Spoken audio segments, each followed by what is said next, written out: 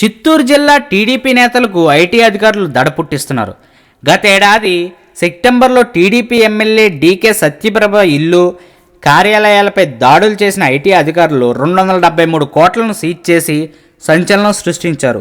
ఆ డబ్బు విజయమాల్యాకు సంబంధించిందన్న వార్తలు కూడా అప్పట్లో వచ్చాయి.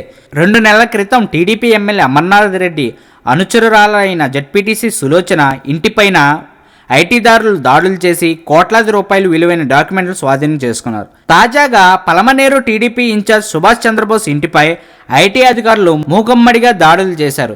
ఏపీ, కర్ణాటక, చెన్నైకి చెందిన ఐటీ అధికారులు ఏకకాలంలో బోస్ ఇల్లు, కార్యాలయాలపై దాడులు నిర్వహిస్తున్నారు. భారీగా నల్లధనం ఉందన్న సమాచారంతో రైడ్ చేస్తున్నారు. పలు ప్రాంతాల్లో ఉన్న బోస్ ఆస్తులపైన దాడులు జరుగుతున్నాయి. రాత్రి వరకు ఐటీ రైడ్స్ కొనసాగే అవకాశం ఉందని అధికారులు చెబుతున్నారు. మొత్తానికి అధికార పక్షంలోనే నల్లధనం మొత్తం ఉందేమో అన్నట్లుగా ఉంది పరిస్థితి. అది సంగతి.